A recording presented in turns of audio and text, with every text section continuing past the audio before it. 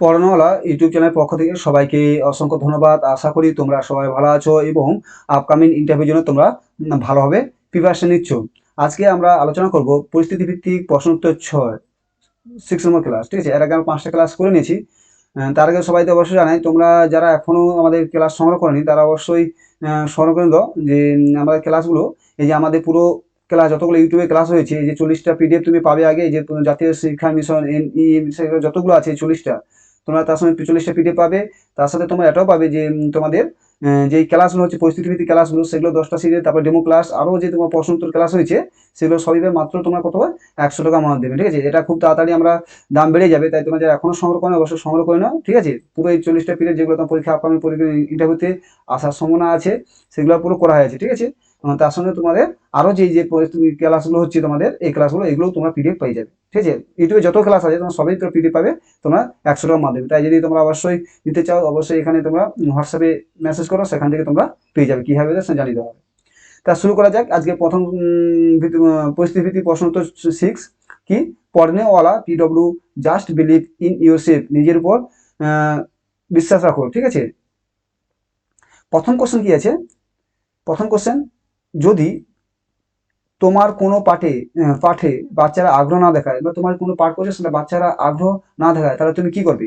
আমি পদ্ধতি পাল্টাবো, গল্প, ছবি, গান বা খেলার ব্যবহার করব, শিক্ষার মজার করলেই বাচ্চারা আগ্রহ বাড়বে। তাহলে কি বাচ্চারা পাঠে আগ্রহ নয়, কিন্তু পড়াটা যদি মজা করি তাহলে বাচ্চারা বাড়বে, এটা তাদের যে আগ্রহ বাড়বে। যদি ক্লাসে কেউ শিক্ষকের সঙ্গে বিতর্ক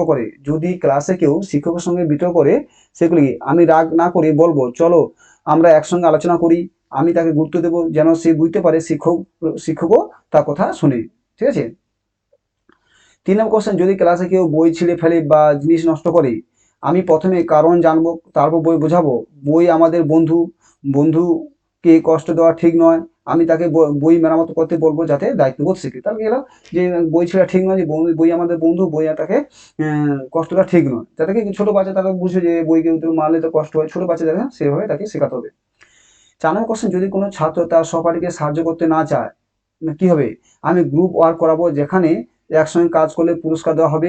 আমি তাকে দেখাবো কিভাবে অন্যকে সাহায্য করলে নিজের উন্নতি হয়। 5 নম্বর কোশ্চেন কি আছে, যদি স্কুলে হঠাৎ পরিদর্শক ইন্সপেকশন হয়, হঠাৎ পরিদর্শন বা ইন্সপেকশন হয়, তাহলে কি করবি? আমি শান্ত থাকবো, ক্লাস সুন্দরভাবে চালাবো। আমি ছাত্রকে বলবো, আমরা যেমন সবসময় করি আজও তেমনি করব।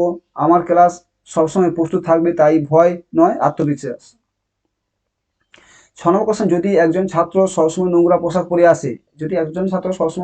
পরে ক্লাসে, তুমি কি করবে? আমি প্রথম তাকে বকবো না, আমি স্নেহের সঙ্গে বলবো, পরের দিন সুন্দর পোশাকে আসবে। আমি তোমাকে স্টার দেবো, প্রয়োজন তার পরিবারের সঙ্গে কথা বলবো। 7 নম্বর কোশ্চেন, যদি কোনো ছাত্র তোমার কথা শুনতে না চায়, যদি কোনো ছাত্র তোমার কথা শুনতে না চায়, তাহলে কি করবে? আমি চিৎকার করব না। আমি বলবো, চলো আমরা একসাথে খেলতে খেলতে শিখি, এতে সে আগ্রহী হয়ে উঠবে। ঠিক আছে, 8 নম্বর কোশ্চেন কি আছে, যদি ক্লাসে অনেক শব্দ হয়, তাহলে কি করবে? আমি রাগ করব না। আমি ক্ল্যাপ রিদিম বা সাইলেন্ট সিগন্যাল ব্যবহার করব। যেমন 1 ক্ল্যাপ মানে শান্ত হ, খেলাধুলা মানে শৃঙ্খলা আনবো। ক্ল্যাপ মানে হাততালি দেওয়া। ঠিক আছে, সাইলেন্ট সিগন্যাল মানে বিভিন্ন পদ্ধতি আছে যেগুলোর মধ্যে তোমার ক্লাসটাকে শান্ত করা যায়। 9 নম্বর কোশ্চেন কি আছে, যদি তোমার ক্লাসে নতুন ছাত্র আসে, তুমি কি করবে? আমি তাকে ওরামলি ওয়েলকাম করব, বলবো, তুমি আজ থেকে আমাদের পরিবারের সদস্য। তার জন্য পেয়ার বডি নির্ধারণ করব, যেন দ্রুত মানিয়ে নিতে পারে। মানে পেয়ার বডি মানে তার সমবয়সী, তাকে তাদের সঙ্গে তার যে সমবয়সী গ্রুপ একটা তৈরি করবো। ঠিক আছে, যাতে সে তার নিজের মতো নিজেকে ভাবতে পারে। 10 নম্বর কোশ্চেন আছে, যদি কোনো ছাত্র শারীরিক প্রতিবন্ধী হয়, কি হবে? আমি ইনক্লুসিভ টিচিং পদ্ধতি ব্যবহার করব, তার সুবিধা মতো বসার ব্যবস্থা করব এবং সবাইকে শেখাবো ওকে সাহায্য করতে। ইনক্লুসিভ টিচিং মানে অন্তর্ভুক্তিমূলক শিক্ষণ পদ্ধতি। ঠিক আছে, যে অন্তর্ভুক্তি শিক্ষণ, কোনো যদি চোখে খুব কম দেখতে পাবে, তার জন্য সেরকম তাকে আমি হিয়ারিং এটা বেশি গুরুত্ব দেবো, কথা বলে শব্দ করে তাকে শোনাবো। আবার কেউ যদি কানে কম শুনতে পাবে, তাকে চোখে দৃষ্টি করে ছবি দেখে এদিকে তাকে করবে। এটা হচ্ছে ইনক্লুসিভ এডুকেশন। তো আবার বলছি, যারা এখনো এটা নিতে চাও তারা অবশ্যই তোমরা